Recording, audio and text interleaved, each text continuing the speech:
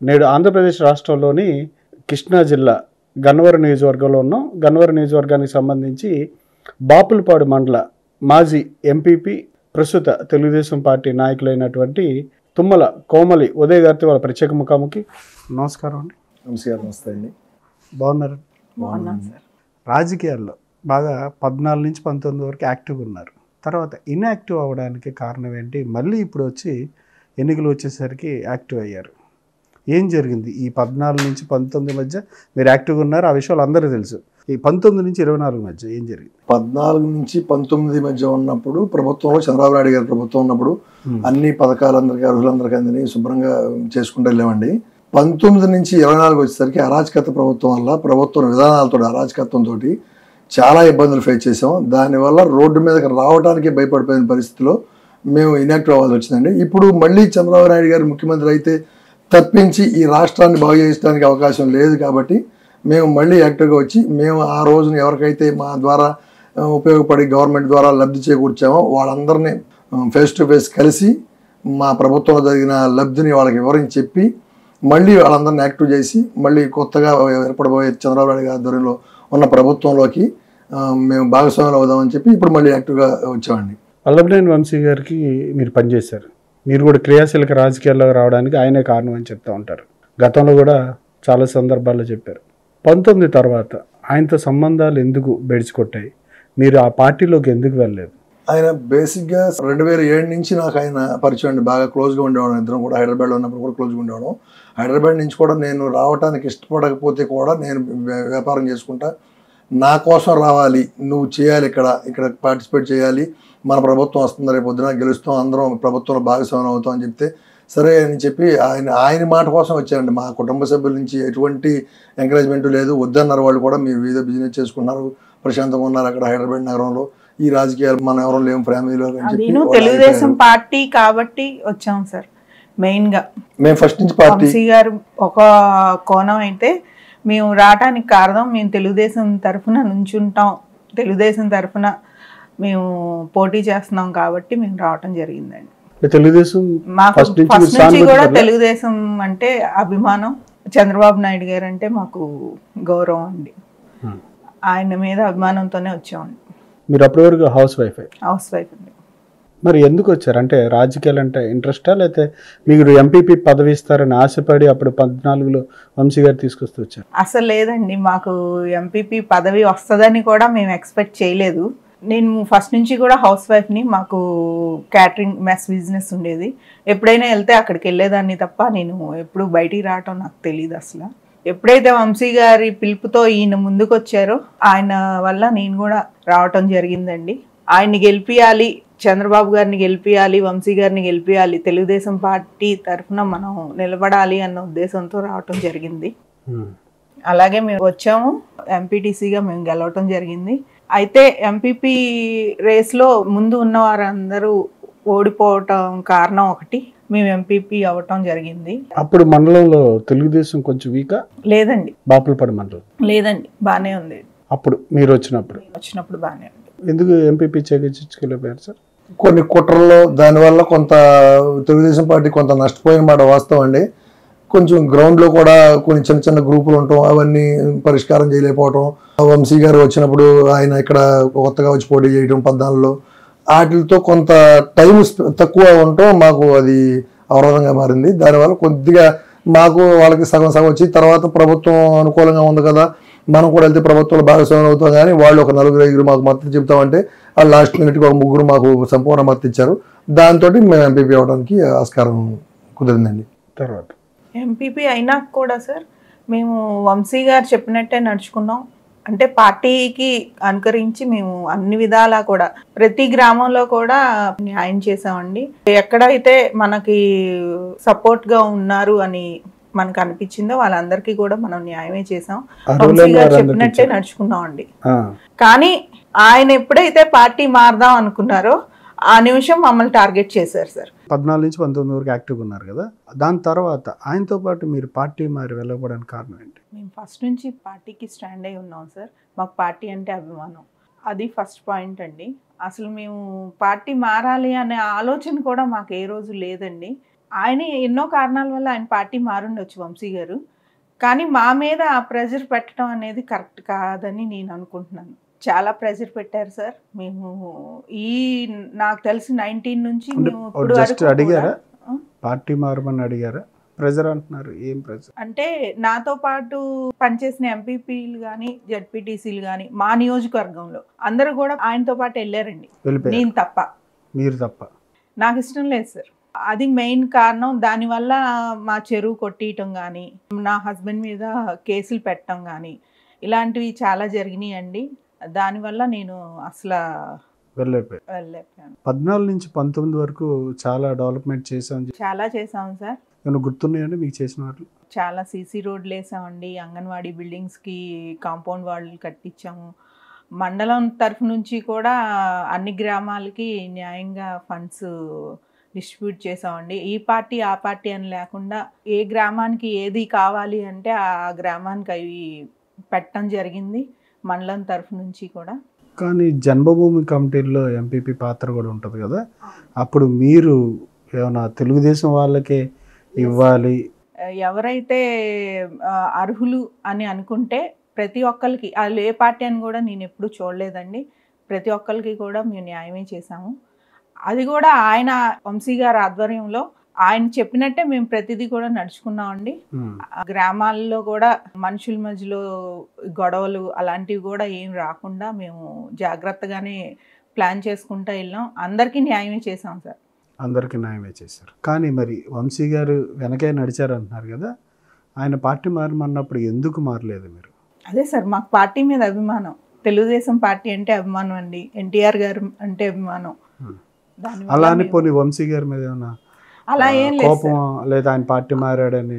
లేదు సార్. అప్పటి వరకు మాకు అసలు ఎప్పుడు కూడా ఆయన మీద మాకు ఏ రోజు కూడా కోపం అలాంటివి ఏం లేదు వంశీ గారి మీద. 2007 నుంచి మా బిజినెస్ దగ్గర కూడా ఆయన పెద్ద కటౌట్ ఆయన పెట్టుకునేవారు మా హస్బెండ్. ఆయన మీద ఎంతో అభిమానంగా మేము ఉండేవాళ్ళం. ఆయన మీద అభిమానంతోనే మేము ఇక్కడ రావటం జరిగింది, ఎన్నికల్లో పాల్గొన్నాం. కానీ మీకు ఆయనకి మధ్య, మీ కుటుంబానికి ఆయనకి మధ్య 14 నుంచి 19 వరకు బాగానే అధికారంలో ఉన్నారు, బాగానే డబ్బు సంపాదించారు, వ్యాపారాలు చేశారు, దాంతోపాటు వేరే రకంగా కూడా డబ్బు సంపాదించారని చెప్పి బయట ప్రచారం. ఆ సంబంధించి లావాదేవీల్లో వంశీ గారు లేదు అలాంటి వాటిని మీరు ఆపేయాలి, లేదంటే ఇది తప్పు, ఇది దీనివల్ల అని చెప్పడం వల్లే మీకు ఆయనకి మధ్య చెడిందని వింటున్నాను. లేదండి, అసలు ఇవన్నీ కూడా రాంగ్ ఎలిగేషన్స్ అండి. అసలు ఏది కూడా దానిలో నిజం లేదండి. కానీ మీరు ఏదైతే మీ హస్బెండ్ మీద, ఉదయ్ గారి మీద కేసు పెట్టిన తర్వాత ఏం జరిగింది, మీరు ప్రెస్ మీట్లో కూడా అడ్రస్ చేశారు. అసలు ఏం జరిగింది, ఎన్ని కేసులు ఉన్నాయి మీ కుటుంబం మీద, ఈ కేసులు అసలు దేనికి సంబంధించినవి, అసలు ఎందుకు పెట్టారు అంటే ఆయన చెప్తే కరెక్ట్గా ఉంటుందండి క్లియర్గా. ఎందుకని అంటారేమో, నేను ఆ రోజు నుంచి ఈ రోజుకి కూడా నాకు బయటికి రావాలంటే చాలా నేను కనీసం ఫ్యామిలీ ఫంక్షన్స్కి కూడా కొంచెం ఇబ్బందిగానే అటెండ్ అవటం జరుగుతుంది. ఎందుకు? ఆయన చేసిన ఒక మహిళని ఒక 70-80 మందిలో కూర్చోబెట్టి ఆయన మాట్లాడిన మాటలు నేను అసలు ఎప్పుడు కూడా ఫస్ట్ నుంచి మాట పట్టడం నాకు తెలియదు సార్. అలాంటిది అలాంటి మాటలు మాట్లాడేసరికి నాకు అసలు ఆ రోజుతో విరక్తి వచ్చేసింది. మీ తప్పులు చెప్పారా? మా తప్పుల్ని కాదండి, అసలు మేము చేయని తప్పులన్నీ కూడా ఆయన ఏలెత్తి చూపించారండి. నేను అడిగితే కూడా ప్రూఫ్స్ చూపిమని, అంటే డామినేట్ చేయటానికి, అంటే ఒక ఎమ్మెల్యేగా ఆయన డామినేట్ చేసి ఉండొచ్చు, కానీ అది కరెక్ట్ కాదని నేను అనుకుంటున్నాను. అంటే ఇప్పుడు బాధపడుతున్నారు, ఏడుస్తున్నారు. ఏడ్చేంత సంఘటన ఏం జరిగింది ఆ రోజు? అంతమంది మధ్యలో ఒక లేడీని పట్టుకుని అన్ని మాటలు అంటే కొంచెం బాధే కదా సార్ ఎవరికైనా. ఏ చిన్న మాట అన్నా కూడా మనకి, ఇప్పుడు నేను ఒక ఎంపీపీ చేశాను సార్, చేసినప్పుడు అంతమంది మధ్యలో నన్ను కొంచెం మాటలంటే ఎవరికైనా బాధే కదా సార్. ఏం జరిగింది ఆ రోజు? ఆయన కలవడానికి వెళ్ళారా? ఏమైంది అసలు మీ ఇంటికి? ఆ రోజు మార్నింగ్ మా హస్బెండ్ ని పోలీసులు వచ్చి తీసుకెళ్లారండి. దాదాపుగా 7:30 కలా. ఇది ఏ ఇయర్ లో జరిగిందండి? 20 సార్, 2020. తీసుకెళ్ళినాక నేను మన మండల నాయకులందరూ కూడా స్టేషన్కి వచ్చారు నాతో పాటు. వెనకమాల మేము వెళ్ళినప్పుడు ఎమ్మెల్యే గారిని అడుగుదాం అని చెప్పి వాళ్ళు పెద్దలు సలహా ఇవ్వటం జరిగింది సార్. నాకు ఫస్ట్ నుంచి కూడా రాజకీయం పెద్ద తెలీదు. వాళ్ళందరి అరుగుజాదుల్లోనే నేను నడవటం జరిగిందండి ఫస్ట్ నుంచి కూడా. అలాగే వాళ్ళు ఆ రోజు చెప్పిన తీరుగా నేను ఎమ్మెల్యే గారి కోసం వెళ్ళానండి. ఆయన చాలా చోట్ల తిరిగారండి ఆ రోజు. ఆయన వెనకమాలే నేను కూడా నా వెహికల్లో మా బ్రదర్ని తీసుకుని అన్ని చోట్ల తిరిగానండి. ఆయన ఎక్కడా కూడా ఛాన్స్ ఇవ్వలేదండి. లాస్ట్లో ఆఫీస్కి వచ్చారు, అరౌండ్ 3 అనుకుంటా ఆఫీస్కి వచ్చారండి. 3 నుంచి మాట్లాడదామమ్మా కూర్చోమన్నారు. అలాగే కూర్చుని వెయిట్ చేశానండి. 2 hours పైనే కూర్చోబెట్టారు. కూర్చోబెట్టిన తర్వాత 5 ఏమో నాకు ఇలా అంతమందిని హాల్లో కూర్చోబెట్టి నన్ను పిలిచారండి. పిలిచి మాటలన్నీ మా హస్బెండ్ ఎక్కడెక్కడో ఆయన్ని తిట్టారన్నట్టు, ఇంకేదో అన్నీ అసలు మా మరిది ఏదో మా హస్బెండ్ వాళ్ళ బ్రదర్ ఏదో చెప్పినట్టు ఆయనకి నేను అన్నీ నా దగ్గర ప్రూఫ్స్ ఉన్నాయి నీకు చూపిస్తానని ఆయన చెప్పడం జరిగింది. నేను చూపిమని కూడా అడిగానండి. మీరు డబ్బులేం సంపాదించలేదా? డబ్బులు సంపాదిస్తే మేము ఎందుకు సార్ ఇలా ఉంటాం? అట్లాంటిది ఏం జరగదు. అలాంటిది ఏం లేదండి. అంటే ఇప్పుడు మీరు ఎంత మాట్లాడినా ఎమ్మెల్యే గారి మీదే తప్పు మొత్తం నెడుతున్నారు. మొత్తం తప్పేం నెట్టట్లేదు సార్ మేము కూడా ఇప్పుడు. కాకపోతే ఒక మహిళని పట్టుకుని అంతమంది మనుషులు అలా మాట్లాడటం కరెక్ట్ కాదు అని నా ఒపీనియన్ అండి. అంటే వంశీ గారికి సంబంధించి అనుచిత వ్యాఖ్యలు మీ భర్త ఉదయ్ చేశారని చాలా బయటకు వచ్చింది. అది అట్లాంటిది జరిగిందా?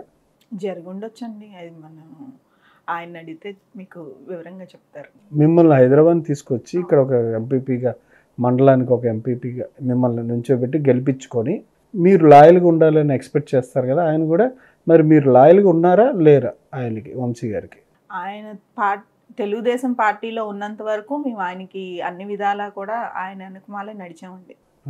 ఎప్పుడైతే ఆయన పార్టీ మారారో ఆయనకున్న ప్రాబ్లమ్స్ ఆయనకు ఉండొచ్చు, మమ్మల్ని కూడా ఫోర్స్ చేయకూడదు కదా సార్. ఆ కేసు అయిపోయిన నెక్స్ట్ డే మమ్మల్ని ప్రెస్ మీట్ పెట్టి మీరు నా వెనకమాల పార్టీ మారుతున్నాను అని చెప్పమన్నారు. కానీ మేము పార్టీ మారుతున్నాం అని ఎక్కడా కూడా ఏ ప్రెస్లో కూడా చెప్పలేదండి. కానీ ఆయన వెనకమాల నడుస్తాం అనే ఒక మాట మట్టికి అన్నాం. ఎందుకంటే ఈ ఫోర్స్ వల్ల, ఆయన మాకు ఇచ్చిన ప్రెజర్ వల్ల మేము ఆ మాట అనటం జరిగింది. అంతవరకు జరిగింది అప్పుడైతే? అవునండి, 2020లో జరిగింది. ఆ రోజు నుంచి ఈ రోజు కూడా మేము నేనుగా అయితే బయటికి రాలేదు సార్. చెప్తున్నాను కదా సార్, ఫ్యామిలీ పరంగా కూడా మేము చాలా నష్టపోయామండి. ఫ్యామిలీ ఫంక్షన్స్ కూడా అటెండ్ అవటం, వెళ్ళాలా వద్దా అని ఆలోచిస్తూ వెళ్ళేవాళ్ళం అండి ప్రతి ఫంక్షన్కి కూడా మేము. అంతవరకు ఇబ్బంది. మరి ఇక్కడ నుంచి వెళ్ళిపోవాలి అని అనిపించలేదా? అనిపించింది సార్. కాకపోతే ఈయన హెల్త్ ప్రాబ్లమ్స్ వల్ల, కొన్ని ప్రాబ్లమ్స్ వల్ల ఉండిపోవటం జరిగింది. అంటే తెలుగుదేశం పార్టీలో మహిళలకి గుర్తింపు ఇస్తారంటారు, లేకపోతే మహిళలకి పార్టీ అండగా నిలబడుతుంది. ఈ ఎపిసోడ్లో అంతట్లోనో లేకపోతే మీకేం పార్టీ అధిష్టానం అండగా నిలబడలేదా? అండగా అంటే మా మీద పెట్టిన కేసులన్నిటికీ చంద్రబాబు గారు స్పందించి పార్టీ తరఫున లాయర్ని అపాయింట్ చేయడం జరిగింది. ఆయన ద్వారానే మేము ఇప్పుడు కూడా కేసులకి అటెండ్ అవుతున్నాం సార్. ఇప్పుడు మా హస్బెండ్ 2020 కేసు తర్వాత అసలు ఎక్కడ అగ్గిరాజుకుంది మీకు ఆయనకి మధ్య? ఆయన ఎలక్షన్ కూడా మేము చాలా కష్టపడ్డామండి. తెలుగుదేశం తరఫున ఆయన గెలిపించడం జరిగింది. నాకు కాల్ ప్రాబ్లం ఉన్నా కానీ ప్రతి గ్రామం కూడా ఆయనతో పాటు తిరిగాను. ఎప్పుడైతే ఎంపీటీసీలు సర్పంచ్ల ఎలక్షన్ అప్పుడు స్టార్ట్ అయింది సార్, అప్పుడు ఆయన పార్టీ మారారు. పార్టీ మారిపోయారండి. ఆయన మారిపోయారు. విత్డ్రాల్ రోజున మండల నాయకులందరూ కలిసి మండల ఆఫీస్లో నన్ను కూర్చోబెట్టారండి. పార్టీ వాళ్ళు అందరూ ఎవరైతే విత్డ్రాల్ చేసే వాళ్ళు ఉన్నారో వాళ్ళందరి అక్కడ కూర్చోబెట్టారు సార్. ఆ రోజు టీడీపీ ఆ రోజు ఆయన చేయించిన విత్డ్రాలు చాలా వరకు ఆగిపోవడం జరిగింది. ఒక వైసీపీ ఎమ్మెల్యేగా ఆయన చేసిన విత్డ్రాలు ఆగటం జరిగింది. నా వల్ల ఆగినాయి సార్ ఆగటం కూడా. అక్కడ ఆయనకి కోపం వచ్చి అప్పుడు మమ్మల్ని టార్గెట్ చేయటం స్టార్ట్ అయింది. ఆ టార్గెట్ స్టార్ట్ అవటం, మా చెరువు కొట్టేయటం, ఈయన్ని అరెస్ట్ చేయించడం, ఇవన్నీ కూడా అక్కడ ప్రాసెస్ స్టార్ట్ అయిపోయింది. ఆయన ఎన్నిసార్లు కేసులు రిచ్ అరెస్ట్ అయ్యారు? 2 సార్లు జరిగింది. అంటే సంక్షేమ పథకాలు కాసేపు వద్దాం. సంక్షేమ పథకాలు ఇందా మీరు బాగానే చేసామన్నారు, కానీ వాళ్ళు ఏం చేయలేదని చెప్తున్నారు. 19 నుంచి 24 వరకు సంక్షేమ పథకాలు తెలుగుదేశం పార్టీ కన్నా 2-3 రెట్లు ఎక్కువ లబ్ధి చేకూరుతుందని చెప్తున్నారు. అది మీకు కనిపించలేదా? బాబు గారు ఎప్పుడైతే 14లో ఎక్కారో అప్పుడు ఎమ్మటే 200ది 1000 రూపాయలు చేశారు. తర్వాత మళ్ళీ 2000 చేయటం జరిగిందండి. తర్వాత ఈ 19లో వైసీపీ ప్రభుత్వం వచ్చిన తర్వాత 1000 రూపాయలు పెంచడానికి వాళ్ళకి 5 ఏళ్ళు పట్టిందండి. దానిలో వాళ్ళు ఎక్కువ ఇచ్చింది ఏముందండి? అది కూడా మొన్న జనవరి నుంచి కదా సార్ ప్రజలకి 3000 వస్తుంది. పింఛన్లు 3000 చొప్పున వాళ్ళు ఇప్పుడు ఇచ్చారంటున్నారు. ఇంకా మేడం నిత్యావసర వస్తువులు తెలుగుదేశం ప్రభుత్వం ఉన్నప్పుడు రేట్లు ఎలా ఉన్నాయి సార్? ఇప్పుడు వైసీపీ ప్రభుత్వం ఉన్నప్పుడు రేట్లు ఎలా ఉన్నాయి? అవి దాదాపుగా ఎన్నో రెట్లు పెరిగినాయండి. కొన్ని ఇళ్లలో కొనుక్కునే పరిస్థితి కూడా లేని పరిస్థితి ఉందండి. కానీ ఆ సంక్షేమం 10 రూపాయలు ఇచ్చి 100 రూపాయలు తీసుకుంటున్నట్టు అవుతుందండి ఈ ప్రభుత్వం. ఆ 10 రూపాయలు మీరు అన్న 10 రూపాయలు మేము 100 రూపాయలు ఇస్తున్నాము, ఏ ఉపాధి లేకపోయినా సరే కష్టం వచ్చినా ఆ డబ్బుతో ఉపయోగపడుతుంది అంటున్నారు. మరి అది మీకు కనిపించలేదా సంక్షేమం కింద? ఏం కనిపిస్తుంది సార్? కరెంట్ బిల్లులు పెరిగినాయి, ఇంటి పన్నులని, వాటర్ పన్నులని ఇవన్నీ కూడా పెరగటం జరిగిందండి. ఇవన్నీ కూడా వాళ్ళకి తెలియదు కదండి. కానీ పేదలకి మేలు జరిగింది అంటున్నారు. పేదలకు కూడా వాళ్ళకి తెలియట్లేదు సార్. వాళ్ళకి మేలు అంటే వాళ్ళకి ఏంటి ఆ రోజు జరిగితే చాలు అనుకుంటున్నారు వాళ్ళు. కానీ ఫ్యూచర్ ఏంటనేది వాళ్ళకి తెలియట్లేదండి. మేడం, తెలుగుదేశం పార్టీ కొత్త మేనిఫెస్టో ప్రధానంగా మహిళలకి పెద్దపీట వేసింది. నిజంగా ఇవన్నీ మేనిఫెస్టోలో చెప్పినవన్నీ అమలు చేయగలిగే కెపాసిటీ ఉందంటారా తెలుగుదేశానికి? బాబు గారికి ఎందుకని? ఆయన ఫస్ట్ నుంచి కూడా మనం హైదరాబాద్ తీసుకుంటే హైదరాబాద్ని చూస్తేనే మనకు అర్థమైపోద్దండి. ఆయన ప్లానింగ్, ఆయన విధానం, ఆ డెవలప్మెంట్ అంతా కూడా మనకి అందరం చూస్తున్నదే. 2019లో గనక తెలుగుదేశం పార్టీ వచ్చుంటే ఈ పార్టీకి అమరావతి ఒక సింగపూర్ లాగా ఆయన తయారు చేసేవారు గ్యారంటీగా. ఈరోజు ఆంధ్రప్రదేశ్ రాష్ట్రం కూడా అన్ని విధాలా డెవలప్ అయ్యేది సార్. ఇది అందరికీ తెలిసిన విషయమే. కానీ మీరు ఇచ్చిన మేనిఫెస్టో బాగా రాష్ట్రం మీద ఆర్థిక భారం బాగా పెరిగిపోతుంది. ఇప్పటికే జగన్మోహన్ రెడ్డి గారు ఇస్తుంటే శ్రీలంక అయిపోతుందని చెప్పి ఓ పక్క నుంచి మీరే మాట్లాడుతున్నారు. అంటే మహిళలకు పెద్దపీట వేసేసి మహిళలను ఆకర్షించాలని. అంటే జగన్మోహన్ రెడ్డి గారు ఆయన ఏ కంపెనీని కూడా ఆయన రాష్ట్రానికి తీసుకురాలేదండి. వచ్చే కంపెనీలు కూడా వెనక్కి వెళ్ళిపోయినాయి మనకి. కానీ అదే బాబు గారు ఉండుంటే కనుక ఆ కంపెనీలన్నీ కూడా మనకి రావటం జరిగేది, మన రాష్ట్రం కూడా డెవలప్ అయ్యేది అన్ని విధాలా. ఆయన ఇవ్వటానికి కూడా ఛాన్సెస్ చాలా ఉండేవి కదా సార్. అదే ఇప్పుడు జరుగుద్దని మా అందరి అభిప్రాయం అండి. తప్పకుండా జరుగుద్దండి. రాష్ట్రం డెవలప్ అవుతుంది. మేనిఫెస్టో మీద ప్రజల నుంచి స్పందన ఎట్లా ఉంది? ప్రధానంగా మహిళల నుంచి ఏమైనా మాట్లాడే విషయం? ప్రతి మహిళకి 1500 ఇస్తానని చెప్పారండి. అది అందరికీ ఉపయోగపడేది. అలాగే స్కూల్కి వెళ్ళే ప్రతి విద్యార్థికి కూడా 15,000 ఇస్తానని ఆయన చెప్పారు. అవి కూడా పిల్లలకి బాగా ఉపయోగపడి అలా చదువుకి వాళ్ళు డెవలప్ అవటానికి బాగుంటుందని ప్రజలు కూడా అనుకుంటున్నారండి. బస్ ఛార్జీలు కూడా ఉండవని చెప్పారు బాబు గారు. అది తప్పకుండా జరుగుతుందండి. అంటే వాటి వరకు మంచి రెస్పాన్స్ ఉందంటే ఉంది సార్. మరి ఇప్పుడు మీరు యాక్టివ్గానే ఉన్నారా రాజకీయాల్లో? ఉన్నాం సార్. అంటే ఎన్నికలు అని చెప్పి వచ్చారా? ఎన్నికలు అంటే మేము ఇప్పటి వరకు ఆ కేసులు ఇవన్నీ ఉండటం వల్ల మేము రాలేకపోయాము. ఇక్కడ నుంచి మేము యాక్టివ్గానే ఉంటున్నామండి ప్రతి కార్యక్రమాల్లో. మీరు ఆరోపణలు చేస్తున్నారు ఆయన మిమ్మల్ని ఇబ్బంది పెట్టారని. మరి ఈ ఎన్నికలప్పుడు ఆయన ఏమి మీరు అనుకున్నట్టుగా ఏమైనా బిహేవ్ చేశారా? ఈ రాక్షస ప్రభుత్వం పోవాలంటే ప్రతి ఒక్కరూ బయటికి రావాల్సిన అవసరం ఉంది. కాబట్టి మేము కూడా పార్టీ వస్తుంది కాబట్టి మాకు పార్టీ మీద నమ్మకం ఉందండి, బాబు గారి మీద నమ్మకం ఉంది. ఆ ధైర్యంతోనే మేము బయటకు వచ్చామండి. ఆ ధైర్యంతోనే మీరు బయటకు వచ్చారు. అంటే గుడివాడ, గన్నవరం హాట్ టాపిక్ కృష్ణా జిల్లా రాష్ట్ర వ్యాప్తంగా కూడా. గన్నవరం ఈసారి మళ్ళీ తెలుగుదేశం ఏమైనా బోని చేస్తుందా? గ్యారంటీగా తెలుగుదేశం వస్తుందండి గన్నవరం. అసలు కృష్ణా జిల్లాకి తెలుగుదేశం మెయిన్ గన్నవరం అనే చెప్తారు కదా సార్. కృష్ణా జిల్లాలోనే పుట్టి పెరిగామండి. గ్యారంటీగా గన్నవరమే వస్తుంది, గన్నవరం తెలుగుదేశం వస్తుందండి. కానీ పేదలు పెత్తందారులకు మధ్య యుద్ధం అంటున్నారు. పేదల పట్ల మీ ఒపీనియన్ ఏంటి? నిజంగానే పేదలు ఎవరు? మీరు పెత్తందారుల, వాళ్ళు పేదల, వైకాపా వాళ్ళు? అదేం లేదండి. మేము పెత్తందారులం అయితే మేము అందరినీ కూడా సమానంగా చూసామండి. ఎప్పుడు కూడా వాళ్ళు మేము ఎక్కువ వాళ్ళు తక్కువ అని చూడలేదు. అందరినీ కూడా సమానంగా మాతో పాటు సమానంగా మా పక్కన కూర్చోబెట్టి చూసాము ప్రతి ఒక్కరిని కూడా. ఇప్పుడు కూడా మేము అలాగే చూస్తాం సార్. అంటే అందరినీ సమానంగా చూడాలి అని తెలుగుదేశం పార్టీ మాకు ఇచ్చిన గొప్ప వరం అండి. అది అందరినీ సమానంగానే చూస్తామండి. ఉదయ్ గారు, అసలు ఏం జరిగింది 19 నుంచి 24 మధ్యలో మీకు సంబంధించి కేసుల విషయం కావచ్చు, తెలుగుదేశం పార్టీలోనే ఉండి తర్వాత మళ్ళీ ఎట్లాంటి ఇబ్బందులు పడ్డారు? ఏం జరిగింది మీకు ఎమ్మెల్యే గారికి మధ్య? తెలుగుదేశం ప్రభుత్వంలో ఉన్నప్పుడు వంశీమోహన్ గారి పద్ధతులు ఎలా ఉన్నాయి, తెలుగుదేశం పార్టీలోంచి ఆయన బయటికి వెళ్ళిపోయినాక ఆయన పద్ధతులు ఎలా ఉన్నాయి, ఆయన అప్పుడు మా దగ్గర ఉన్నప్పుడు ఎలాంటి గుర్తింపు పొందాడు, ఇప్పుడు ఆయనకి ఎంత దిగజారిపోయింది ఆయన రాష్ట్రంలో కానీ ప్రపంచ దేశాల్లో ఉన్న తెలుగు వారందరి దగ్గర ఆయన ఇమేజీ చూస్తే మీకు అర్థమవుతానే ఉంటుంది అతను చేసిన తప్పు ఎంత ఉందనేది. అతను వెళ్ళిపోయిన వాడు వెళ్ళిపోకుండా వెళ్ళిపోయేటప్పుడు నా క్యాడర్ కోసమే వెళ్తున్నాను నేను, నా క్యాడర్ మీద కేసులు పెడుతున్నారు, ప్రభుత్వం వేధించే విధంగా ఉంది, వాళ్ళ నడవడికి చూస్తే అలా ఉంది, నేను అటుపక్కకి వెళ్ళిపోతే నా క్యాడర్ని కాపాడుకుంటాను కదా అన్న ఉద్దేశంతో ఆ రోజున ఆయన చెప్పి వెళ్ళడం జరిగిందండి. రీసెంట్గా ఇంటర్వ్యూలో కూడా ఆయన వేరేగా చెప్పారు. ఏమని? నాకు సంబంధించి నా మీద స్పై చేస్తున్నారు, లేకపోతే నా ఇమేజ్ని పాడు చేసే విధంగా తెలుగుదేశం పార్టీ నాయకులు నారా లోకేషే అంత సైట్స్ పెట్టి వెబ్సైట్లు కానీ ఏదైనా ఒక థీమ్గా నా ఇమేజ్ని డ్రాప్ చేయడానికి పనిచేసింది, అందుకే నేను పార్టీ మారానని అప్పుడు కూడా చెప్పారు, ఇప్పుడు చెప్తున్నారు. మరి మీరు దీని కథనం వేరేగా చెప్తున్నారు. ఇప్పుడు ఆయన చెప్పిన మాట పూర్తి వాస్తవం అండి. ఎలా చెప్తున్నానంటే, నాకు తెలుగుదేశం పార్టీ ఆఫీస్ నుంచి ప్రతిరోజు మెయిల్ వస్తుంది, మమ్మల్ని బండబూతులు తిట్టమంటారు, ఆ బండబూతులు తిట్టే ప్రయత్నంలో మేము తిట్టాం కానీ మేము అంతా వ్యక్తిగతంగా చేసింది కాదు అన్నాడు. మెయిల్ వస్తే మెయిల్ పుట్టినరోజు నుంచి నేను నా మెయిల్ చూపిస్తాను. నేను అతను ఎమ్మెల్యే అవుతానికి నేను పార్టీ ఆఫీస్కి పెట్టినామండి, బాబు గారికి పెట్టినామండి రిప్రజెంటేషన్స్ ఎన్ని పెట్టానో ఆ మెయిల్స్ అన్నీ ఇప్పుడు నా దగ్గర ప్రూఫ్ ఉన్నాయి నా దగ్గర. అతనికి ఎమ్మెల్యే సీట్ ఇవ్వడం కోసం మీరు నేను అంతే అందరూ కృషి చేశారు అతనికి ఎమ్మెల్యే కావాలని. మా వంతు కూడా మేము కూడా అతనికి మెయిల్ పెట్టాం, బోల్డ్ పార్టీ ఆఫీస్కి పెట్టాం, మెయిల్ మా తరపు నుంచి మెయిల్ పెట్టించాం చాలామందితోటి. ఇంతమంది మద్దతు ఉన్నప్పుడు మీరు ఎందుకని కన్సిడర్ చేయరు నాయకుడిలాగా ఆయన్ని, అక్కడ ఒక లీడర్ లాగా ఆయన ఎందుకు తీసుకోరు అని చెప్పి పెట్టించాం. అవన్నీ ఇప్పుడు కూడా నా మెయిల్లో ఉన్నాయి. ఇప్పుడు ఆయన మెయిల్లో చూపించమనంటే తెలుగుదేశం పార్టీ ఆఫీస్ నుంచి వచ్చినాయి అంటున్నాడు ఆయన. ఇప్పుడు ఆ మెయిల్ చూపించి ఒకటి ఓపెన్ చేసి ఇదిగో ఈ రోజు పలానా రోజులు పలానా తిట్టమని చెప్పండి అని చెప్పి చూపించమనండి ఒకసారి.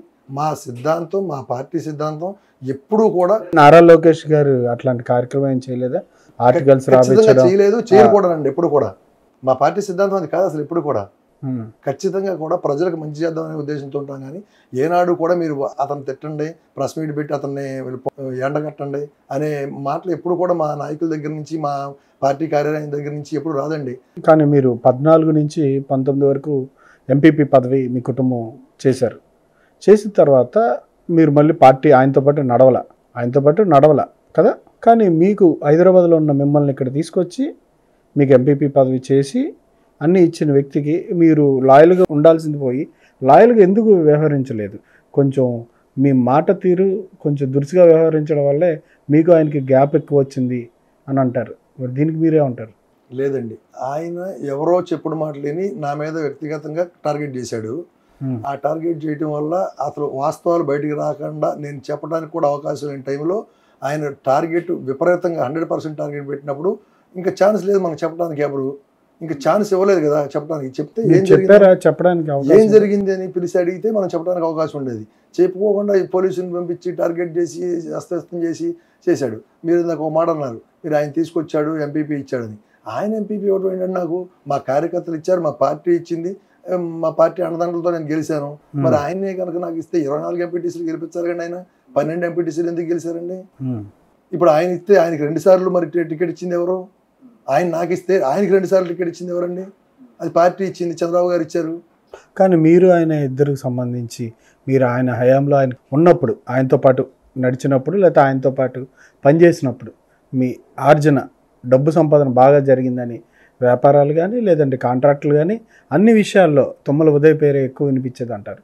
మరి ఆయన అడ్డు పెట్టుకున్నా లేకపోతే ఆయనతో పాటు ఉండి మీరు బాగా డబ్బులు సంపాదించారు కదా. ఏ వ్యాపారాలు చేసామని డబ్బులు సంపాదిస్తామండి?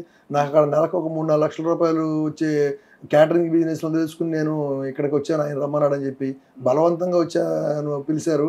నేను ఇష్టం లేకపోయినా నేను దాన్ని పక్కన పెట్టి వచ్చాను. మీకు తెలిసిందే ఫుడ్ ఫీల్డ్ అనేది మనిషి ఆన్ సైట్లో ఉంటేనే అది నడుస్తుంది. ఆన్ సైట్ లేకుండా ఒక 2-3 రోజులు ఉన్నా సరే అది దాన్ని ఖచ్చితంగా దెబ్బతింటుంది. అది అటువంటి పరిస్థితుల్లో మేము ఇక్కడికి వచ్చాము. వచ్చిన తర్వాత మా ఫ్రెండ్స్ వాళ్ళు ఎవరో కాంట్రాక్టులు చేసుకుంటా వాళ్ళు 2 తెలుగు రాష్ట్రాల్లో కాంట్రాక్టులు చేస్తున్నారు. అప్పటికి వాళ్ళు ఇక్కడికి అనుకోకుండా ఇక్కడ పోలవరం ఎక్స్టెన్షన్ కెనాల్ తవ్వుతున్నప్పుడు వాళ్ళకి అవకాశం వస్తే ఇక్కడికి వచ్చారు, మిషనరీ అంతా తీసుకుని వాళ్ళు ఆ టైంలో నన్ను కూడా కలవమంటే నేను కలిశాను.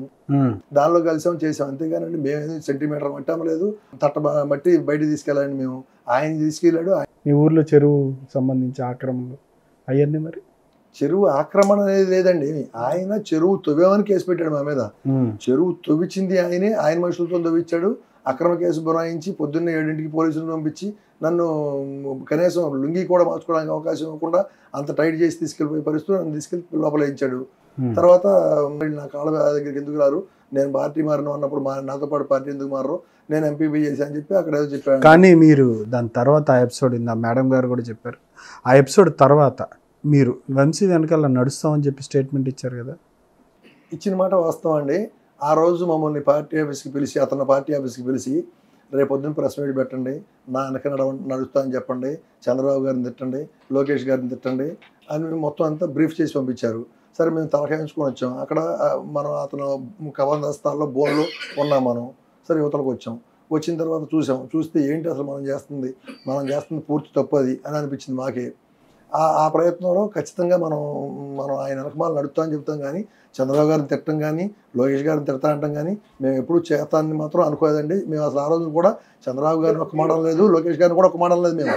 కానీ అంటే ఆయన పిలిపించి మీకు బ్రీఫ్ ఇప్పించారు అని చెప్తున్నారు. వాళ్ళ మనుషులు ఎవరో తీసుకొచ్చి మీకు బ్రీఫ్ ఇప్పించారు, స్టేట్మెంట్ ఇచ్చారు. మీరు న్యాయపరంగా మీ దగ్గర తప్పు లేనప్పుడు న్యాయ పోరాటం ఎందుకు చేయలేదు? న్యాయ పోరాటం ఎందుకు చేస్తాను? అప్పటికీ ప్రభుత్వం విధానాల ప్రకారం చూస్తుంటే పోలీసు వ్యవస్థ అంతా వన్ సైడ్ వెళ్ళిపోయింది. వాళ్ళు ప్రతిదానికి పోలీసు కేసులకు వెళ్ళలేం కదండి. పోలీసులు అంతా వాళ్ళకి అనుకూలంగా తయారైపోయారు. ప్రతి పోలీసు ప్రతి చిన్న స్థాయి నుంచి డీజీపీ స్థాయి వరకు వాళ్ళకి అనుకూలంగా వెళ్ళిపోయినప్పుడు నేను ఎంతవరకు న్యాయ పోరాటం చేస్తానండి? ఇక్కడ నేను కూడా ఉండాలి కదా, మార్కెట్లో ఉండాలి.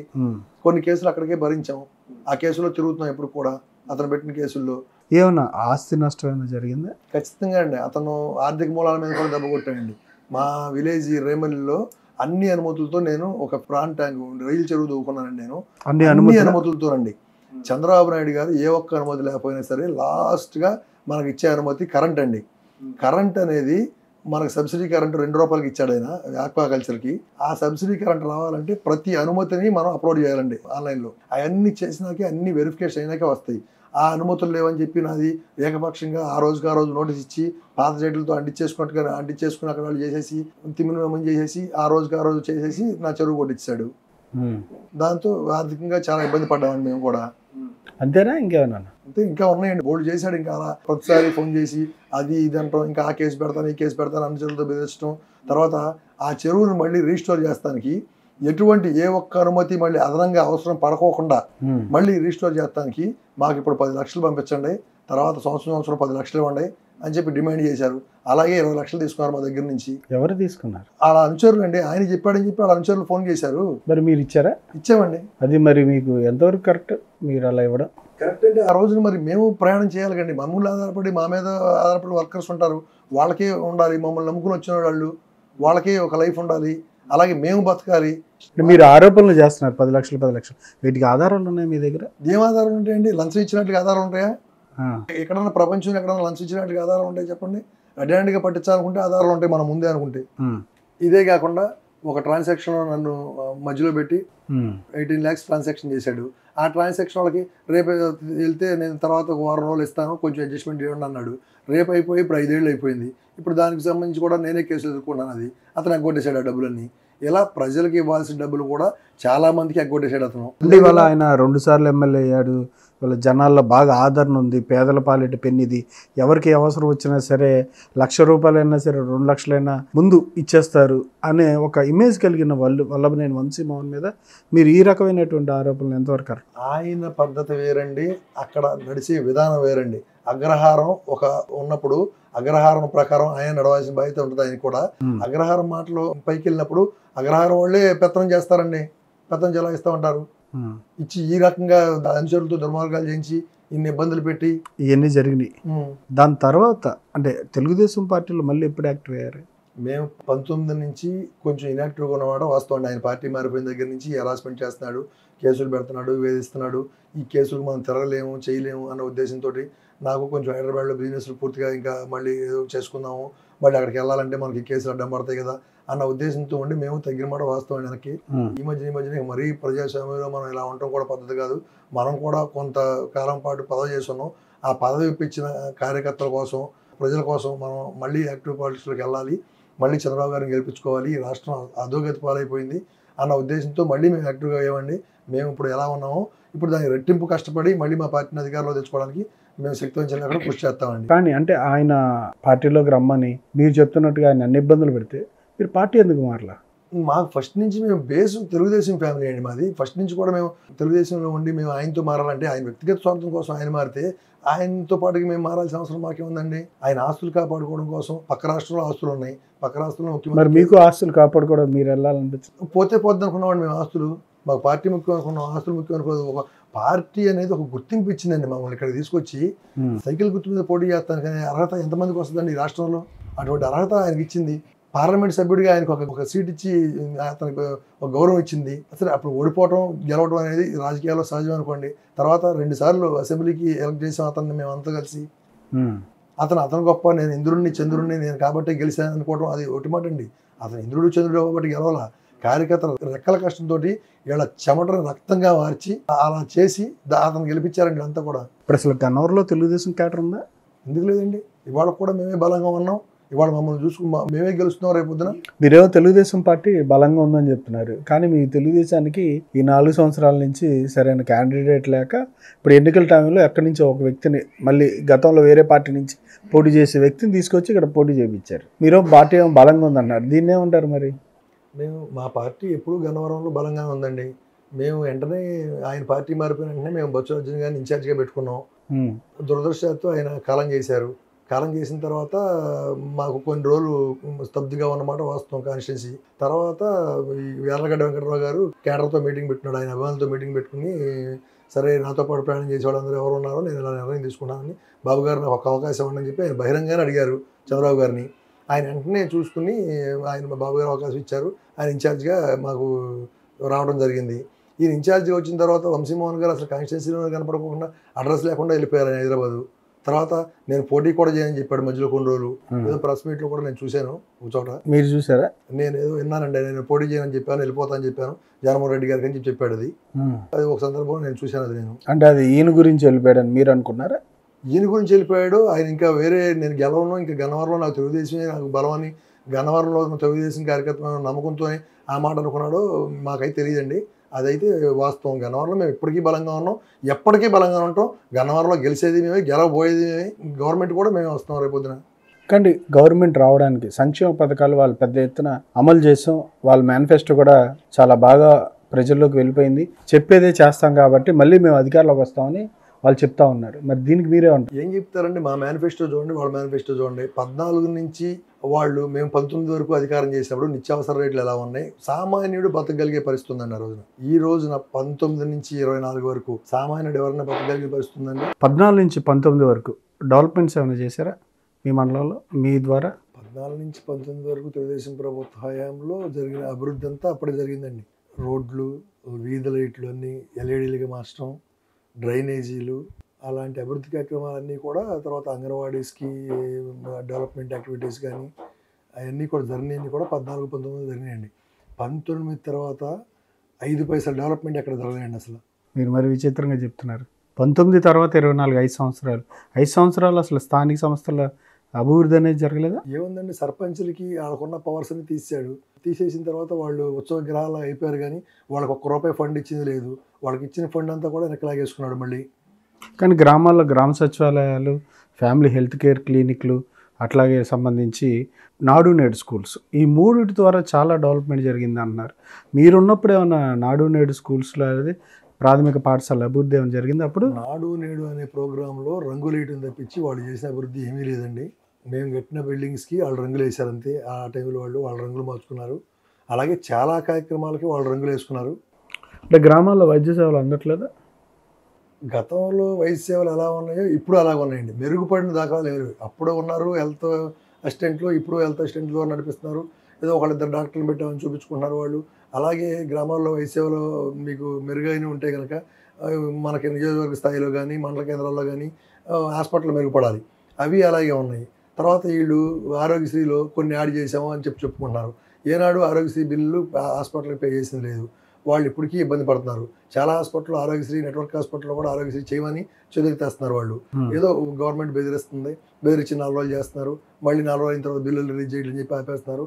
ఇలా పేదవాడు వైద్యానికి దూరం అయిపోయాడు, చాలా ఇబ్బంది పడుతున్నారు.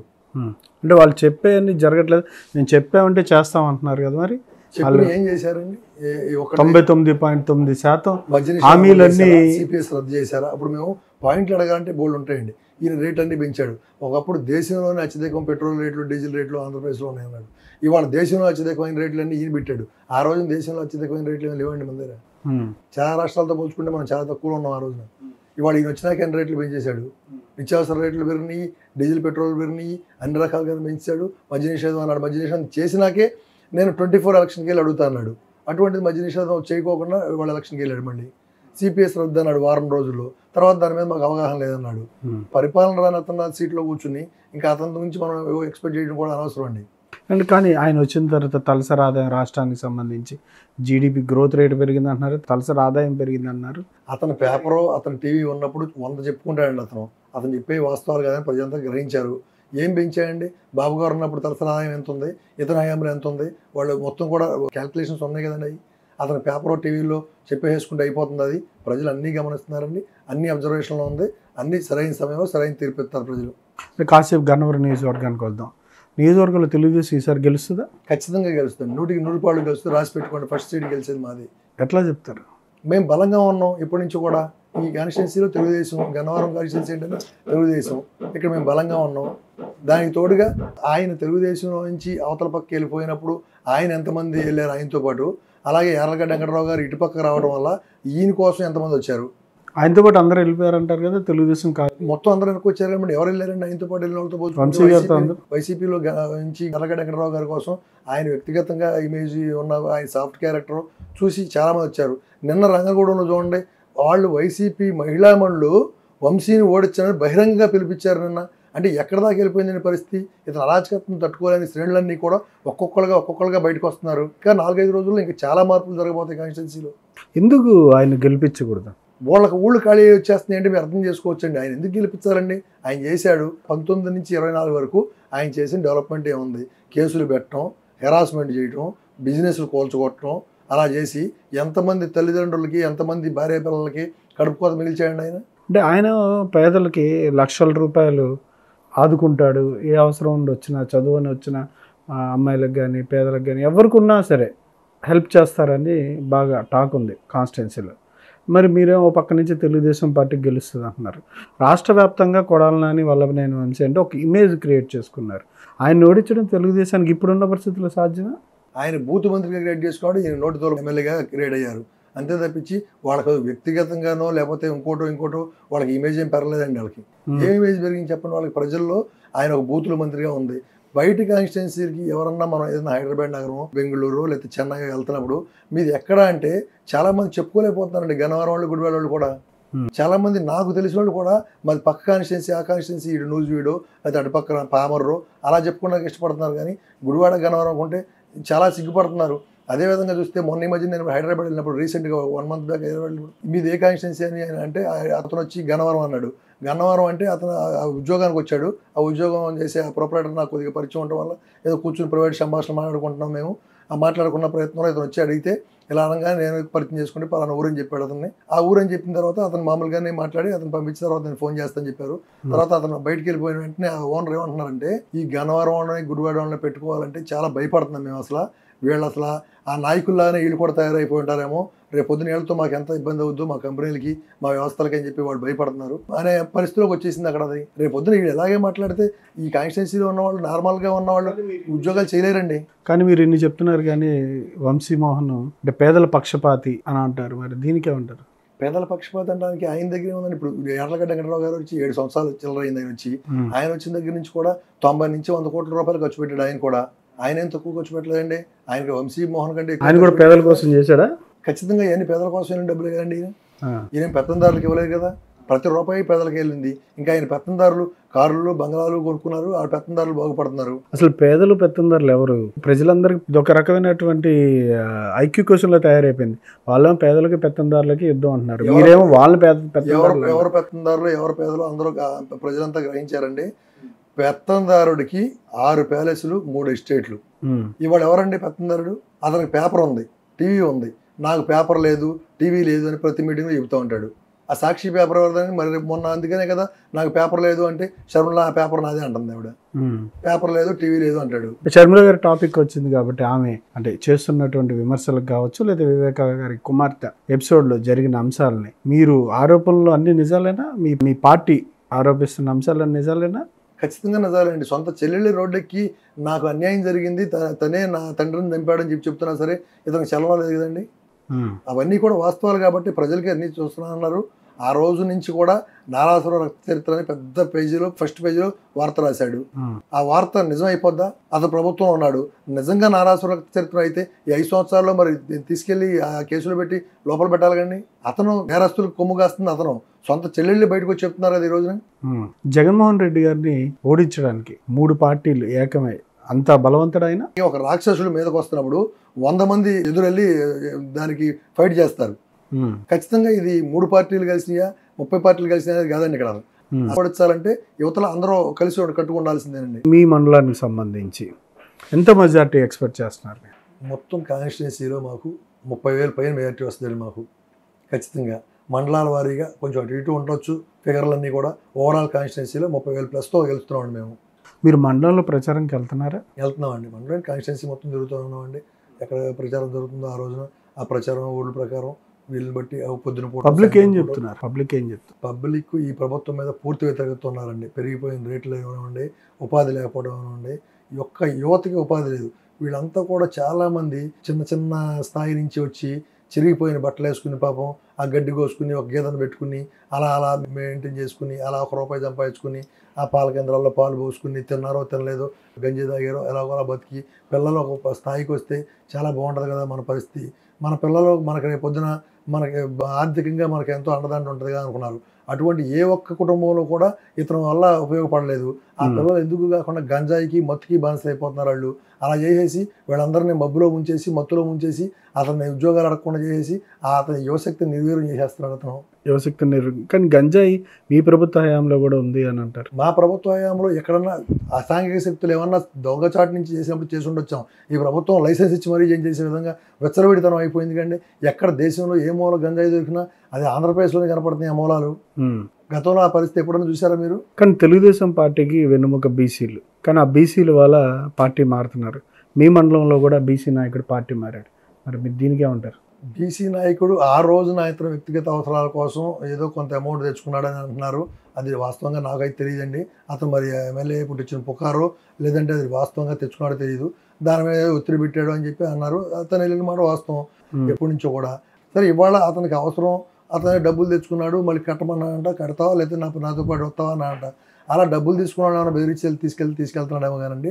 ఏ ఒక్క బీసీ నాయకుడు కానీ, ఏ ఒక్క ఎస్సీ నాయకుడు కానీ, ఏ ఒక్క ఎస్టీ నాయకుడు కానీ, మైనార్టీలు కానీ ఎవరో కూడా అతనితో ప్రయాణం చేయడానికి ఇష్టంగా లేరు. ఇది వాస్తవం. అంటే 2019 ఎన్నికల్లో బీసీలు అటువైపు నిలబడ్డారు కాబట్టి గెలిచారండి. ఈసారి బీసీలు ఎటువైపు? ఖచ్చితంగా బీసీల్లో మార్పు వచ్చిందండి. బీసీలు తెలుసుకున్నారు. మనం సైకోకి సపోర్ట్ చేసాం, చాలా ఇబ్బందులు పడ్డాం, మనకున్న గౌరవం కూడా పోగొట్టున్నాం. మనకు అసలు గుర్తింపు తెచ్చిన పార్టీ తెలుగుదేశం పార్టీ అనేది వాళ్ళు రియలైజ్ అయ్యారు. వాళ్ళంతా కూడా వన్ సైడ్గా వచ్చేసారు. వాళ్ళు బీసీలు మొత్తం కూడా తెలుగుదేశం పార్టీకి అండగా ఉండడానికి నిర్ణయం జరిగిపోయింది. రాష్ట్ర భవిష్యత్తు ఎట్లా ఉండబోతుంది ఈసారి? ఖచ్చితంగా బాబు గారు గెలుస్తున్నారు. అక్కడ ఎన్డీఏ కూటమి అధికారంలోకి వస్తుంది, బీజేపీ అధికారంలోకి వస్తుంది. మన రాష్ట్రానికి రావాల్సిన నిధులన్నీ కూడా పవన్ కళ్యాణ్ గారు, చంద్రబాబు గారు అట్లాగే తీసుకొస్తారు. పాజిటివ్ వాతావరణంలో తీసుకొస్తారు. గతంలో ఉన్న దానికంటే భిన్నంగా మన రాష్ట్రాన్ని చూస్తారన్న నమ్మకం, పూర్తి నమ్మకం మాకుందండి. అలాగే రేపు రాబోయే రోజుల్లో కూడా మంచి మెజారిటీ వస్తాం వల్ల మనకి అవతల ప్రభుత్వం ఇప్పుడు ముఖ్యమంత్రిగా ఉన్న జగన్మోహన్ రెడ్డి గారు పూర్తిగా అతన్ని చిత్తుగా ఓడించడం వల్ల అతను కోలుకోలేకుండా అయిపోయినప్పుడు పెట్టుబడిదారులకు ఒక నమ్మకం కలుగుతుంది. ఆ నమ్మకంతో ఖచ్చితంగా పెట్టుబడిదారులు మన దగ్గరికి వస్తారు. అలాగే కొన్ని కంపెనీలు వస్తాయి. ఇవాళ వచ్చిన కంపెనీలు కియా మోటార్స్ కానీ అలాంటివన్నీ ఆషామాషి కంపెనీలు కాదండి. ఎన్నో రాష్ట్రాలు పోటీ పడితే కూడా వెళ్ళని కంపెనీలు కూడా మనం తెచ్చుకోగలిగాం. వాళ్ళ ఖచ్చితంగా దానివల్ల ఆదాయం పెరుగుతుంది. ఆదాయం పెరిగింది, ప్రజల సంక్షేమానికి ఉపయోగపడుతూ ఉంటుంది ఆదాయం. ఎప్పుడు కూడా బాబు గారు ఒకటే చెప్తూ ఉంటారు, ఆదాయం పెంచుతాను, నేను వచ్చిన ఆదాయాన్ని సంక్షేమానికి వాడతా అని చెప్పారు. ఇలా అప్పులు చేసి వాడుతూ ఉంటే రేపు పొద్దున అప్పులన్నీ ఎవరు కట్టాలండి? మళ్ళీ మన నెత్తి మీద వేస్తారు కదా. ఇతను ఏం చేశాడండి? ₹1 అప్పు తీసుకొస్తున్నాడు, మళ్ళీ ₹10 ప్రజల నుంచి పిండుతున్నాడు. ప్రజల నుంచి పిండుతున్నాడు. మద్యం ₹200 పెట్టి ఇప్పుడు అడ్డగోలుతనంగా పెంచేశాడు రేట్లు. ఆ పిచ్చి ముందు పోతున్నాడు, అదే స్పిరిట్ కలిపేస్తున్నాడు. ఆ పిచ్చి ముందు దాగి చాలా మంది చచ్చిపోతున్నారు. అన్నిటికీ మీరే అనుమతులు ఇచ్చారంట కదా? మేము అనుమతులు ఇస్తే మేము అనుమతులు ఇచ్చినట్టు అన్నిటికీ రద్దు చేసిన ఆయన మేము అనుమతులు ఇస్తే ఎందుకు రద్దు చేయలేకపోయాడండి? రద్దు చేయలేదంటారా? మేము ఇచ్చిన అనుమతులు అంటున్నాడు. మేమే కనుక అనుమతులు ఇచ్చుంటే మా అన్ని కూల్చేస్తాను, కట్టేస్తాను, ఇంకో రాజధాని మార్చేస్తానని తుగలక నిర్ణయాలు తీసుకున్న ముఖ్యమంత్రి గారు మరి వీటిని ఎందుకు మార్చట్లేదు? మేము అనుమతులు ఇస్తే అతను అనుమతులు ఇచ్చుకుని అతను తెచ్చుకుని అతన్ని స్పిరిట్ కలుపుకోమని మేము చెప్పామా? మేము నాణ్యమైన మద్యం ఇచ్చాం. మేము ఎప్పుడు కూడా ప్రజలు అట్లా పిచ్చోళ్ళగా అయిపోవాలి మా మద్యం తాగి. ఈ స్పిరిట్ కలిపేసి తప్పుడు మద్యం ఏమేస్తాడు ఇతను. అసలు మద్యపాన నిషేధం చేస్తాడు. మద్యం తర్వాత పక్కన పెట్టండి, మద్యపాన నిషేధం చేసి ఓట్లు అడుగుతాను 24లో. అతను ఇప్పుడు ఏం మద్యపాన నిషేధం చేశాడు వచ్చి అడుగుతున్నాడు. ఆ పిచ్చి ముందు పంచి పెడుతున్నాడు ఇప్పుడు కూడా. అంటే ఇళ్ల నిర్మాణాలకు సంబంధించి జగనన్న ఇల్లు 30 లక్షల పైసలు ఇచ్చామంటున్నారు. మీ హయాంలో ఏమో ఏమి టిట్కో ఇల్లు కూడా పూర్తి స్థాయిలో కట్టలేకపోయారు. టిట్కో ఇళ్ళు పూర్తి స్థాయిలో లబ్ధిదారులకు అందజేయడానికి సరిపడా ఉన్న టైంలో కొంత చోట మనకి ఎలక్షన్ కూడా రావడం వల్ల అక్కడ ఆగిపోయింది. దానికి వీళ్ళు రంగులు వేసుకుని మేమే ఇచ్చామని గొప్ప చెప్పుకుంటున్నారు వీళ్ళు. అంతేగానండి ఇళ్ల నిర్మాణంలో 30 లక్షలు ఇల్లు కట్టాడు. ఏం చూపించమండి? 30 లక్షలు ఇల్లు చూపించమండి ఎక్కడ ఉన్నాయో? కట్టినీళ్ళకేనో వీళ్ళు చెప్పే ఫిగర్లకి నియోజకవర్గంలో ఏమైనా ఇచ్చారా? ఏం లేదండి మా నియోజకవర్గంలో. ఇక్కడ ఇప్పుడు వేరే వాళ్ళు కోమటికొండ దగ్గర చెరువు పూడిచ్చాడు. అక్కడ ఏమో 4 రేకుల షెడ్లు వేశారు వాళ్ళు. ఎందుకు పనికి వస్తాయండి? రేపు పొద్దున ఆయన కట్టేసాను వాటిని కూడా లెక్క వేసుకున్నాడు. మల్లవల్లికి సంబంధించి పారిశ్రామిక డెవలప్మెంట్ చేయాలనుకున్నారు కదా, అదే ముందుకెళ్ళింది. ఏముందండి గత 5 సంవత్సరాల నుంచి ఎక్కడ వేసిన కూడా అక్కడే ఉంది. తర్వాత అశోక్ లేలాండ్ కంపెనీ ఉందండి. అశోక్ లేలాండ్ కంపెనీ తను ఏదో ప్రొడక్షన్ మొదలెడితే తను ఏదో లంచాలు అడిగాడని చెప్పి వాళ్ళు కంప్లీట్గా ప్రొడక్షన్ ఆపేశారు. అసలు నెక్స్ట్ డే కొబ్బరికాయ కొట్టాల్సిన కంపెనీ కూడా అలా మూతపడిపోతుంటే ఆ యువతంతా అలా బాధపడతా ఉంటే ఎక్కడికి పోతుందండి? అసలు ఎలా తీసుకెళ్తున్నాం మనం ఈ రాష్ట్రాన్ని? మేడం, ఇన్ని విషయాల్లో మీరు మోసపోయాను అంటున్నారు, లేదంటే ఇబ్బంది పడ్డారంటున్నారు. మరి మళ్ళీ ఈసారి ఎన్నికల్లో పనిచేయడానికి కారణం ఏంటి? మీకు భయం లేదా? పార్టీ మీద అభిమానం అండి. భయం ఎలా ఉంటుంది? అతని క్యారెక్టర్ వేరు, ఎర్రగడ్డ వెంకటరావు గారి క్యారెక్టర్ వేరండి. ఇతను ఏ ఒక్కళ్ళ దగ్గర నుంచి కూడా రూపాయి ఇబ్బంది పెట్టడం కానీ, వీళ్ళకి రూపాయి తీసుకుని ఆయన అడ్డం పెట్టుకోవడం కానీ, లేకపోతే వీళ్ళతో ఖర్చు పెట్టించి అతను ఇస్తాన్ని ఇవ్వకుండా వాళ్ళ అనుచరులు మోసం చేయడం కానీ అలా జరగదండి. ఎన్నో బోర్డు చోట్ల వంశీ మోహన్ తిరిగి అవన్నీ ఇస్తున్నప్పుడు కూడా, అప్పుడు ఇంటింటికి ప్రచారాలు తిరుగుతున్నప్పుడు కూడా బోర్డు రోజులు మేము చాలా రోజులు మేము డబ్బులు వాడిన రోజులు ఉన్నాయండి. సాయంత్రం వెళ్ళి ఆఫీస్ వాళ్ళు లెక్కలు చెప్పండి తీసుకునేవాడు. ఆఫీస్ వాళ్ళు లెక్కలు చెప్తే వాళ్ళు ఒకళ్ళ మీద ఒకళ్ళు చెప్పుకునేవాళ్ళు. సరే 4-5 రోజులు చూసాం, సరే వస్తే కానీ చూసాం. అలా ఇచ్చుకుంటూ వెళ్తున్న తర్వాత మేము ఇంకా ఆపేసాం. ఇంకా అక్కడి నుంచి ₹1 వచ్చే పరిస్థితి లేదు.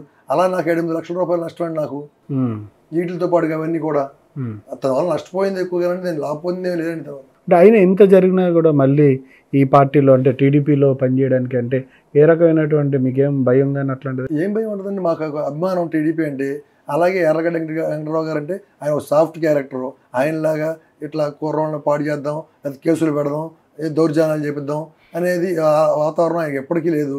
అందరూ శుభ్రంగా ఉండాలి, అందరూ సరిగ్గా ఉండేట్టుగా నేను దానికి ప్రణాళిక చేసుకుంటాను. నేను కొన్ని కంపెనీలు తెస్తాను, మీ యువతకు అందరికి ఉద్యోగాలు ఇస్తాను, కాన్స్టిట్యున్సీని పాజిటివ్గా మారుస్తాను, పులివెందుల రాజకీయాల్లాగా లేదా రాయలసీమ రాజకీయాల్లాగా ఇక్కడ దాన్ని చేయను అని ఆయన పూర్తి హామీ ఇస్తున్నాడు.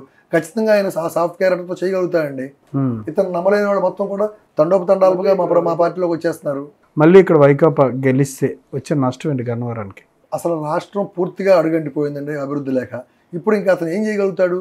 మా ప్రభుత్వం ఉన్నప్పుడు అతను ఎమ్మెల్యేగా ఉన్నప్పుడు ఏం పనులు చేశాడు, తర్వాత అటు వెళ్ళినప్పుడు ఏం పనులు చేశాడని చెప్పి ప్రజలంతా బేరేజ్ చేసుకున్నారు. ఇప్పటికీ ఇంకా ఎలా గెలుస్తుందని మీరు అనుకున్నారు? అసలు తెలుగుదేశమే గెలుస్తుందండి కంపల్సరీ. అంటే ప్రజలు ఉన్నారా మీ వైపు? ఉన్నారండి. ఎందుకు లేరండి? నేను ఇందాక కూడా చెప్పాను కదా మీకు. ఆయన మా పార్టీలోంచి అటు వెళ్ళిపోయినప్పుడు మా దగ్గర నుంచి ఎంతమంది వెళ్ళారు? ఎర్రగడ్డ వెంకటరావు గారు వైసీపీలోంచి వచ్చినప్పుడు మా దగ్గరికి వచ్చినప్పుడు ఎర్రగడ్డ వెంకటరావు గారిని వ్యక్తిగతంగా అభిమానించే వాళ్ళు ఎంతమంది వచ్చారు? తీసుకుంటే ఊళ్ళు ఖాళీ అయిపోయి వచ్చేస్తున్నాయండి. ఇప్పుడు మన నియోజకవర్గంలో 23 ఎంపీటీసీలు వెంకటరావు గారు బీఫారం ఇవ్వకపోయినా సరే ఈ 23 ఎంపీటీసీలు కూడా ఈయనకి మద్దతు పలికారు. అలాగే 13 మంది సర్పంచ్లు వచ్చేసారు. అంటే ఈ బలం ఇలాంటి సంఘటనలు ఉన్నాయంటారు? అయితే ఖచ్చితంగా ఉన్నాయండి. సర్పంచ్లు కూడా చాలా మందికి వాళ్ళకి నిధులు లేవు. ఆ నిధులు లేకపోవడం వల్ల వాళ్ళు యాంటీగా ఉన్నారు. వాళ్ళు తెర వెనకాల పాత్ర వాళ్ళు పోషిస్తూ ఉంటారు. అలాగే ఆ వంశీమోహన్ చుట్టుపక్కల ఉన్న వాళ్ళ కేడర్లో వాళ్ళ అగ్రహారం బ్యాచ్ని ఆయన ఇష్టపడిన వాళ్ళు, ఆయన సీట్ రాకూడదని కోరుకున్న వాళ్ళు చాలామంది ఉన్నారు. వాళ్ళు కూడా ఎప్పుడెప్పుడు వచ్చేద్దామని చూస్తున్నారు. కొన్ని కారణాల వాళ్ళు రాలేకపోతున్నారు వ్యక్తిగతంగా. వాళ్ళు కూడా ఇంటర్నల్గా ఇటే చేస్తారు ఖచ్చితంగా. వాళ్ళు అందులో 4 ఇటు టచ్లో ఉన్నారు. ఖచ్చితంగా ఉన్నారు, ఖచ్చితంగా ఉన్నారు. ఇవాళ ఈ సందర్భంలో పేర్లు చెప్పకూడదని మనం ఉన్నారు. మహిళలకు సంబంధించి నమ్మకం ఉందా మేడం? తెలుగుదేశానికి సంబంధించి ఇచ్చిన హామీలను నెరవేరుస్తారండి? నెరవేరుస్తారండి. బాబు గారు ఒకసారి మాట ఇచ్చారండి, అవి కంపల్సరీ నెరవేరుస్తారండి. ఆదాయం స్టేట్కి ఎలా పెంచాలి, దాన్ని మళ్ళీ పేద ప్రజల కోసం ఎలా ఖర్చు పెట్టాలి, పేదవాళ్ళు పూర్తి రిచ్ అనే కార్యక్రమం ఉందండి మా మేనిఫెస్టోలో ఇప్పుడు. అలా దాన్ని ఖచ్చితంగా అమలు చేస్తారు ఆయన. 100%కి 1000% ఈసారి మా హామీలన్నీ అమలు అవుతాయి. ఈసారి మీరు ధైర్యంగా నిలబడతారా ఎన్నికలకి? ఖచ్చితంగా ఉంటామండి. ఇంకా ధైర్యం నిలబడపోవడానికి ఉందండి. ఇంత బయటకు వచ్చి పార్టీ మాట్లాడుతున్నారు కదా. సపోర్ట్ ఉంది, మాకే భయం లేదండి, మేము ఖచ్చితంగా నిలబడతాం. నారా లోకేష్ గారు ఎప్పుడైనా కలిసారా మీరు? కలిసామండి. ఏ విషయాల మీద? ఈ కాన్స్టిట్యున్సీలో మమ్మల్ని చేసిన హెరాస్మెంట్ మీద కానీ వాటి గురించి మాట్లాడడం, ఆయన గట్టిగా మాకు బాగా అంటున్నారు, మాకు ఇచ్చే ధైర్యం మాకు చెప్పారు. ఖచ్చితంగా గవర్నమెంట్ వచ్చినాక ఆయన చేసే హెల్ప్ ఆయన చేస్తారు మాకు. అంటే రెడ్ బుక్ గురించి ఉందా మీ కాన్స్టిట్యున్సీల పేర్లు? రెడ్ బుక్లో ఉన్న పేర్లు కూడా ఉన్నాయండి కాన్స్టిట్యున్సీలో. ఇవాళ అవన్నీ మేము బయట చెప్పడం ఉండదు కదా. ఆయన రెడ్ బుక్ ఆయన దగ్గర ఉంది. ఆయన దాని ప్రకారం టైం వచ్చినప్పుడు అన్నింటికీ సమానం చెబుద్ది కాలం. పార్టీ ఆఫీస్ మీదకి వెళ్ళి తగలబెట్టిన వాళ్ళు అందరినీ గుర్తుపెట్టుకున్నాం పేర్లన్నీ కూడా. మీకు సంబంధించి ఆ ఘటనకు సంబంధించి పట్టాభి గారు రెచ్చగొట్టే వ్యాఖ్యలు చేశారు, దానివల్లే పార్టీ ఆఫీసు సంబంధించి అట్లా జరిగింది, దమ్ముంటే చూసుకుందాంరా అని సవాలు విసిరారు. అవన్నీ ఏంటో చెప్తా ఉంటారు. ఇది అంతవరకు చూసుకుందాం రా అంటే తనకి రాజకీయ జన్మ ఇచ్చిన పార్టీ ఆఫీస్ మీదకి వెళ్ళి తగలబెట్టేస్తాడని చూసుకుందాం రా అంటే వ్యక్తిగతంగా రెచ్చగొట్టడం కరెక్ట్ కాదు కదా. చూసుకుందాం రా అతను రెచ్చగొట్టినప్పుడు ఏమైపోయిందండి, ఇతను రెచ్చగొట్టాడు చాలా సార్లు. రెచ్చగొట్టడం కరెక్ట్ కాదన్నప్పుడు అతనికి అదే విజ్ఞత ఉంటే ఆ రెచ్చగొట్టే అదే రాదు కదా అసలు అక్కడ దాకా. ఈ 5 సంవత్సరాల్లో జరిగిన ఇన్సిడెంట్స్ వల్ల మానసికంగా బాగా స్ట్రగుల్ అయ్యారా? బాగా ఇబ్బంది పడ్డామండి. బాగా ప్రతి నిమిషం అతను చేసిన హెరాస్మెంట్ మామూలుగా ఇబ్బంది పడ్డామండి. ఆర్థికంగా కానీ ఇంకో రకం కానీ కుటుంబాల్లో కూడా చిచ్చు పెట్టేశాడు అతను. ఆ లేనిపోయి చెప్పి అతను చెప్పాడు నాకు, ఇతను చెప్పాడు మీ కుటుంబంలో అతను చెప్పాడు అని చెప్పి అలా కుటుంబాల్లో కూడా చిచ్చు పెట్టాడు అతను. అతనితోటి ఉన్న వాళ్ళు ఎవరైనా సరే, ఒక తల్లి తండ్రి, కొడుక్కి తండ్రికి, అలాగే భార్యాభర్తలకి అందరికీ కూడా గొడవలు పెట్టగల సముద్రం అతను. అంటే ఏకపక్షంగా మాట్లాడుతున్నారు అంటే అన్నీ ఉన్నాయా కారణాలు, డిఫాల్ట్స్? మీరు కాన్స్టిట్యున్సీ వ్యాప్తంగా అతని బాధితులు చాలా మంది ఉన్నారండి. కొంతమంది బయటికి రాగలుగుతున్నారు, కొంతమంది బయట రాలేకపోతున్నారు.